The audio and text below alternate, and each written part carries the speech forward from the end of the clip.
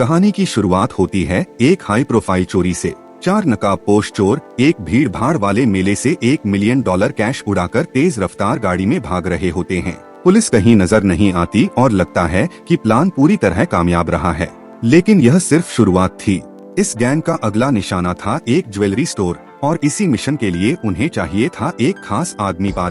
Parker तेज दिमाग वाला, शांत स्वभाव का और अपने उसूलों पर चलने वाला चोर था। जब गैंग ने उसे अगली चोरी का ऑफर दिया तो पार्कर ने साफ मना कर दिया। उसे इस गैंग का तरीका पसंद नहीं था। पार्कर का जवाब सुनते ही गैंग का लीडर मिलिंडर भड़क उठता है।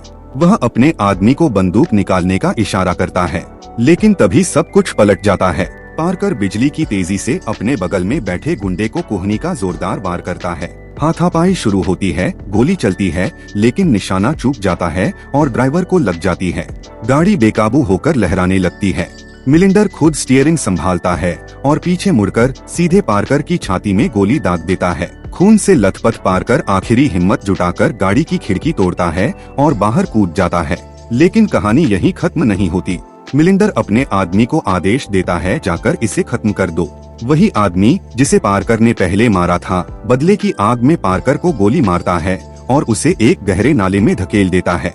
सबको लगता है पार्कर मर चुका है। इसके बाद कहानी हमें अतीत में ले जाती है। पता चलता है कि पार्कर और ये चारों चोर पहले एक दूसरे को जानते तक नहीं थे।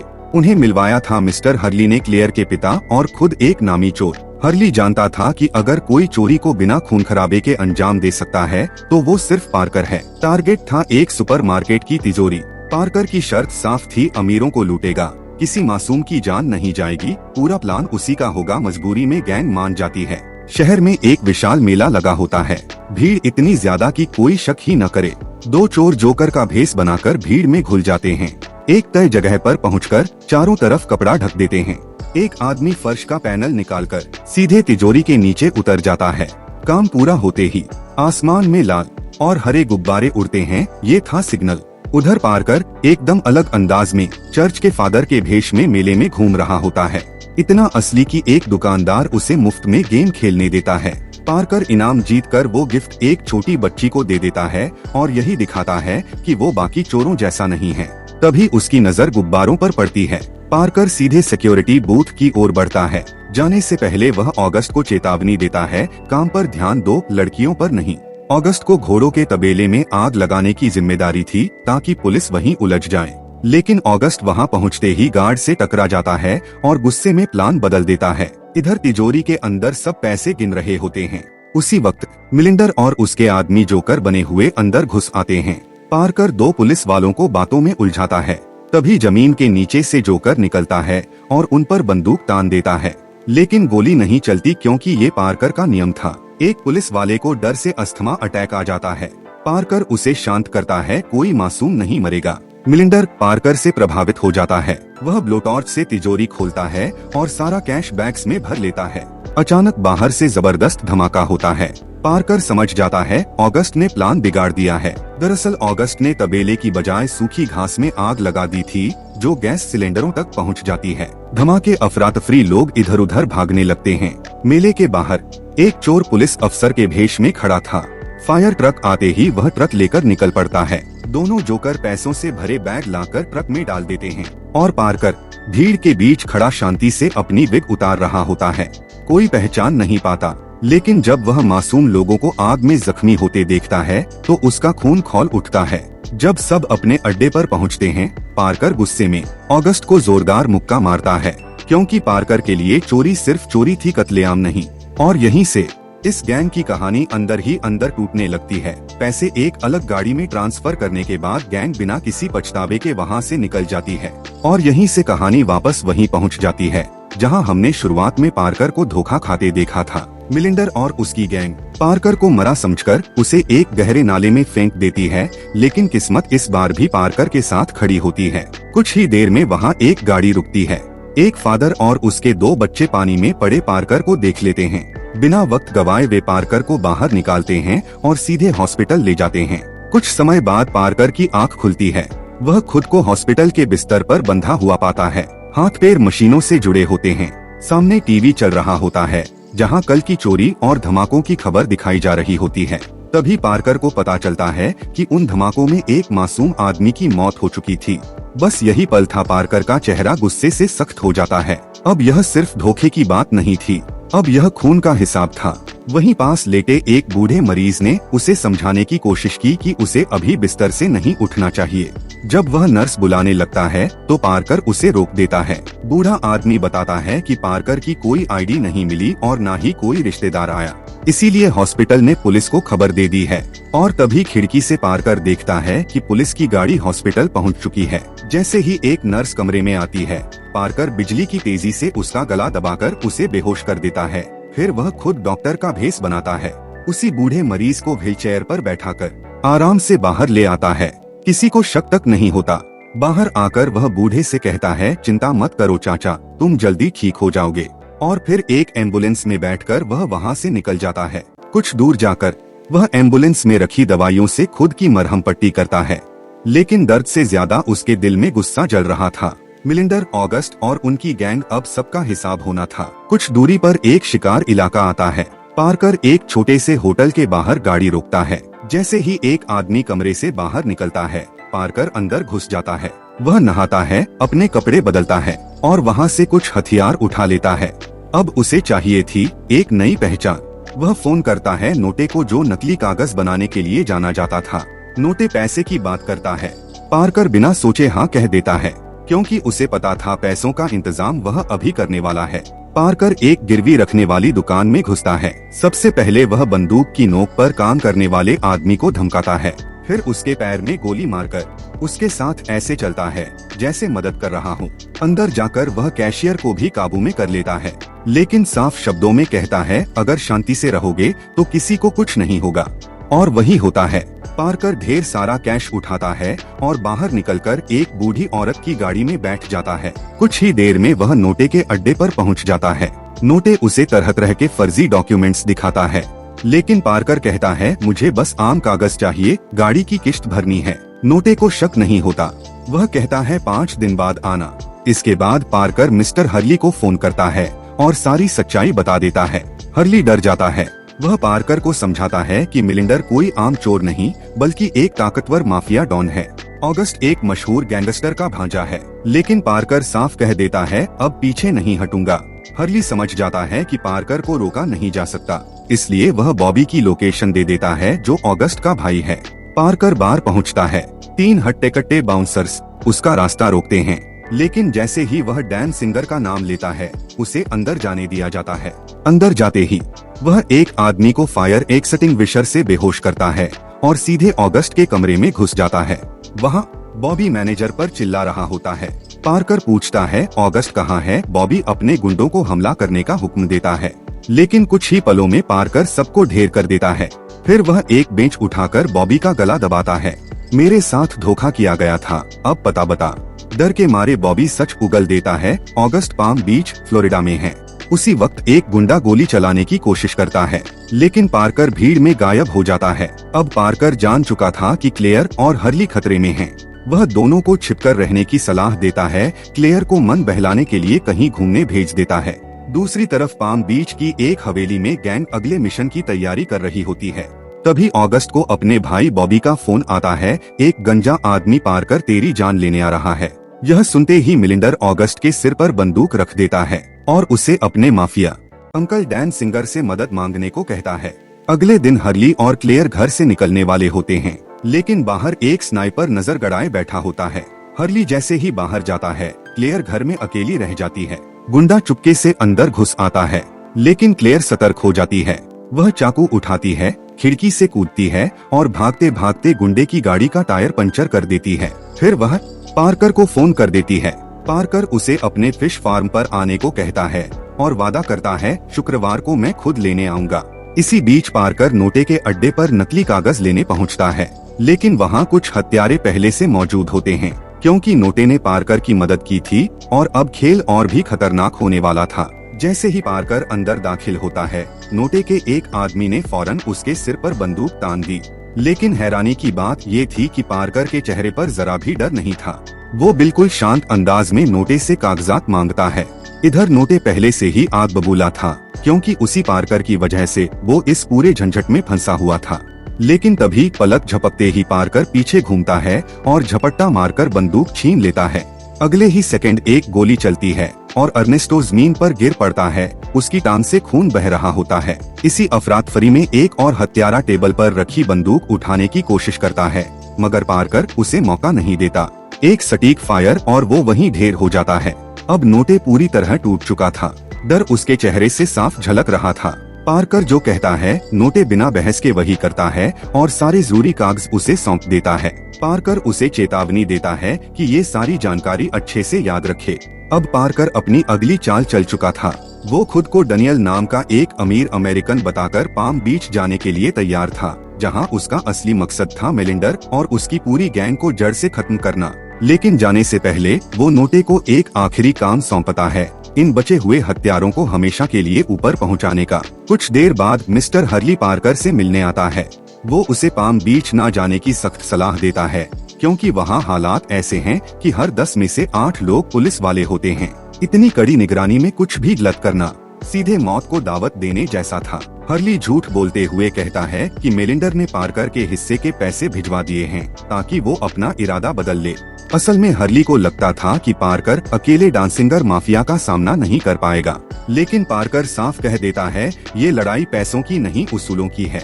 आखिरकार हर्ली मान जाता है और उसे एक जरूरी टिप देता है, अगर पुलिस की नजर से बचना है तो सिर्फ किराए का घर लेना बेवकूफी होगी। इसलिए पार्कर पाम बीच में सीधा घर खरीदने का फैसला करता है। अगले ही दिन वो एक रियल एस्टेट ऑफिस पहुंचता है। वहां उसकी मुलाकात होती है एजेंट लेस्ली से। पार्कर की अमीरी देखकर लेस्ली की आंखें चमक उठती हैं। लेस्ली की जिंदगी खुद किसी ड्रामे से कम नहीं थी। हाल ही में उसका तलाक हुआ था।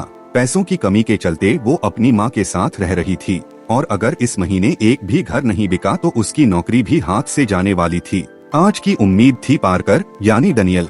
लेस्ली उसे कई आलीशान घर दिखाती है, हर कोना हर सुविधा बड़े ध्यान से समझाती है, लेकिन पार्कर का ध्यान घरों में नहीं इलाके पर था। वो जानता था कि मेलिंडर $50 मिलियन की बड़ी चोरी करने वाला है और ऐसा आदमी यहीं कहीं अपना ठिकाना जरूर बनाएगा। जानबूझकर पार्कर रास्ते में एक सस्ते से घर में दिलचस्पी दिखाता है। अब लेस्ली को शक हो जाता है। उसे लगता है कि ये आदमी बस अमीर बनने का नाटक कर रहा है। जब लेस्ली ऑनलाइन उसका अकाउंट चेक करती है तो उसके पैरों तले जमीन खिसक जाती है। डैनियल के अकाउंट में सिर्फ $25,000 होते हैं। उधर उसी रात पार्कर चुपचाप मेलिंडर की हवेली में घुस चुका होता है। जब देखता है कि पूरी गैंग घर में मौजूद है तो वो पीछे के गार्डन में छिप जाता है। जैसे ही गैराज से एक गाड़ी निकलती है, पार्कर मौका देखकर अंदर घुस जाता है। घर खाली लगता है। वो बिना आवाज किए घूमता है और टेबल के नीचे 2 बंदूकें चुपके से चिपका देता है। फिर स्टोरेज शेड में पहुंचकर वो गैंग के हथियार देखता है, लेकिन उन्हें चुराता नहीं। वो सिर्फ उनकी सेफ्टी कैच काट देता है। कुछ ही मिनटों में सब कुछ पहले जैसा कर वो घर से बाहर निकल जाता है, गैंग के लौटने से ठीक पहले। वहीं दूसरी तरफ पार्कर को लेस्ली इंतजार करती मिलती है। वो अब सच्चाई जान चुकी थी, पार्कर एक बहरूपिया था। पार्कर को शक होता है और वो लेस्ली से सख्ती से पूछता है कि वो किस गैंग के लिए काम करती है, लेकिन जब लेस्ली कहती है कि वो अकेली है तो पार्कर उसे छोड़ देता है। लेस्ली साफ कहती है ये लोग गुंडे हैं और तुम भी। अब वो पार्कर के साथ काम करने की पेशकश करती है। उसका कहना था कि उसे इलाके और लोगों की पूरी जानकारी है और अगर वो साथ होगी तो पार्कर पर कोई शक नहीं करेगा। पार्कर हंसता है। उसे लगता है कि जो लड़की बंदूक तक नहीं पकड़ सकती वो उसके मिशन में क्या मदद करेगी, लेकिन लेस्ली की एक बात उसे सोचने पर मजबूर कर देती है। उसी पल पार्कर उससे अजीब सी मांग करता है, कपड़े उतारने और बाल बांधने को कहता है। लेस्ली घबरा जाती है, लेकिन सच्चाई ये थी कि पार्कर उसके शरीर पर टैटू ढूंढ रहा था। अगले दिन दोनों फिर से कंसल्टेंट और क्लाइंट का नाटक करते हैं। तभी पार्कर अपना असली प्लान बताता है। वो मेलिंडर की गैंग को ज्वेलरी चोरी करने देगा और फिर उन्हीं की नाक के नीचे से सारे गहने गायब कर देगा। लेस्ली डर जाती है। वो किसी मर्डर का हिस्सा नहीं बनना चाहती थी, लेकिन अब बहुत देर हो चुकी थी। उन्हें पता चलता है कि मेलिंडर की गैंग मिसेस ग्रैंडन की हाई सिक्योरिटी ज्वेलरी ऑक्शन को टारगेट करने वाली है और जब दोनों वहां पहुंचते हैं तो देखते हैं कि गैंग उनसे एक कदम आगे है। डेकोरेशन वालों के भेस में वो पहले ही अंदर घुस चुके थे और हर एक कीमती गहने की जगह याद कर चुके थे। वहीं दूसरी तरफ कहानी एक खतरनाक मोड़ ले चुकी थी। मिलिंडर की गैंग का भेजा हुआ एक प्रोफेशनल हत्यारा चुपके से पार्कर के घर में घुस चुका था। जैसे ही उसने पार्कर पर चाकू से वार किया, पार्कर ने बिजली की तेजी से उसका हाथ पकड़ा और चाकू छीन लिया। अगले ही पल दोनों के बीच जबरदस्त हाथापाई शुरू हो गई। पार्कर ने उसे घसीटते हुए किचन कैबिनेट पर दे मारा, फिर एक तार उठाकर उसके गले में डाल दिया और पूरी ताकत से खींचने लगा। लेकिन ये हत्यारा भी कोई आम आदमी नहीं था। कुछ ही सेकंड में उसने खुद को छुड़ाया और फिर से पलटवार कर दिया। अब वह प्लास्टिक के कर्टेन से पार्कर का दम घोंटने लगा। पार्कर की आंखों के सामने अंधेरा छाने लगा था, लेकिन आखिरी वक्त पर उसने उसके पैर पर जोरदार लात मारी और किसी तरह खुद को बचाया।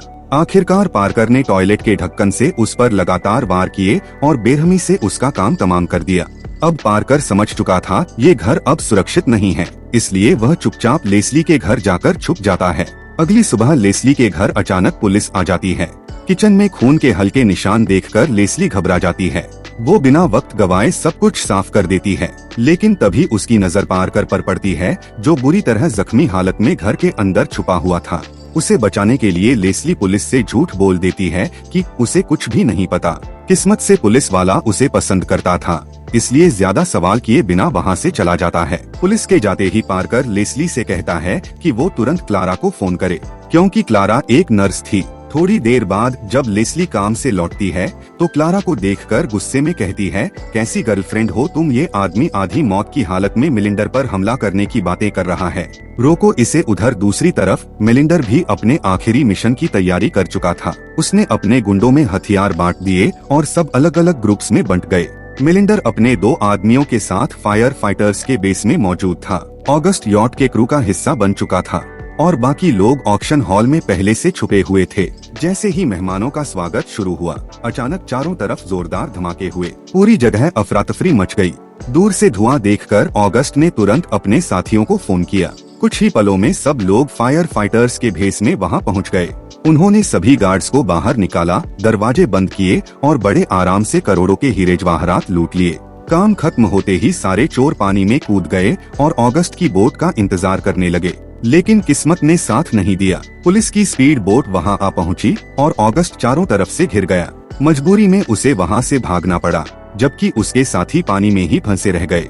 जैसे ही चोरी की खबर फैली, पुलिस ने हेलीकॉप्टर से मिलिंडर और उसकी गैंग की तलाश शुरू कर दी। इधर लेस्ली को एहसास होता है कि पार्कर की मदद के लिए कोई नहीं है, तो वह खुद उसकी मदद के लिए निकल पड़ती है। लेकिन तब तक पार्कर अकेले ही मिलिंडर के घर पहुंच चुका था। कुछ देर बाद लेस्ली भी वहां पहुंच जाती है और उसी वक्त पूरी गैंग भी चोरी के बाद खुश होकर घर लौट आती है। लेकिन तभी ऑगस्ट लेस्ली को पकड़ लेता है और बंदूक दिखाकर उसे अंदर ले आता है। मिलिंडर तुरंत समझ जाता है कि लेस्ली को पार्कर ने भेजा है और पार्कर यहीं कहीं छुपा हुआ है। यह सुनते ही ऑगस्ट आपा खो बैठता है और लेस्ली को बेरहमी से पीटने लगता है। वो उसे जान से मारने की धमकी देता है, लेकिन लेस्ली फिर भी यही कहती रहती है, मैं पार्कर को नहीं जानती। अब पूरी गैंग घर में पार्कर को ढूंढने लगती है। एक गुंडा बैकयार्ड में जाता है और तभी पार्कर पीछे से उसकी गर्दन पर छुरा घोंप देता है। जब यह खबर मिलिंडर तक पहुंचती है तो वह ऑगस्ट को बाहर भेज देता है, लेकिन अब पार्कर घर के अंदर घुस चुका था। जैसे ही एक गुंडा लेस्ली को गलत तरीके से छूने की कोशिश करता है, लेस्ली की नजर अनजाने में पार्कर पर चली जाती है और मिलिंडर समझ जाता है कि पार्कर कहाँ छुपा है। वो चिल्लाकर कहता है, अगर तू बाहर नहीं आया तो मैं इस लड़की को मार दूंगा। अगले ही पल पार्कर बाहर निकलता है और सीधे मिलिंडर पर टूट पड़ता है। इसी मौके का फायदा उठाकर लेस्ली टेबल के नीचे छुपी बंदूक निकालती है और उस गुंडे पर ताबड़तोड़ गोलियां चलाकर उसे ढेर कर देती है। मिलिंडर एक हाथ से घायल पार्कर को पकड़े रहता है और दूसरे हाथ से उसे बेरहमी से पीट रहा होता है, लेकिन तभी पार्कर उसका हाथ मरोड़कर उसे पीछे धकेलता है और एक ही गोली में उसका काम तमाम कर देता है। उसी वक्त ऑगस्ट अंदर घुस आता है और लेस्ली को बंधक बना लेता है। वो पार्कर को धमकाता है कि अगर गोली चलाई तो अंकल डैन जिंगर उसे छोड़ेंगे नहीं, लेकिन ऑगस्ट यह नहीं जानता था कि पार्कर उसकी बंदूक पहले ही खराब कर चुका है।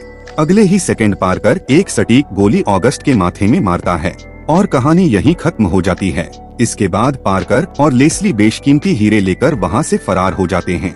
पार्कर लेस्ली से कहता है कि वो पैसे उसे खुद कुरियर से भिजवा देगा। अब लेस्ली करोड़पति बनने वाली थी और खुशी खुशी अपने रास्ते चली जाती है। कुछ महीनों बाद लेस्ली के घर एक बॉक्स आता है जो पैसों से भरा होता है। वह खुशी के मारे नाचने लगती है। साथ ही पार्कर उस परिवार को भी पैसे भेजता है जिसने कभी उसकी जान बचाई थी। उनका सारा कर्ज उतर जाता है और इसी के साथ पार्कर का बदला भी पूरा हो जाता है। अगर आपको ये वीडियो पसंद आई हो तो लाइक करें, चैनल को सब्सक्राइब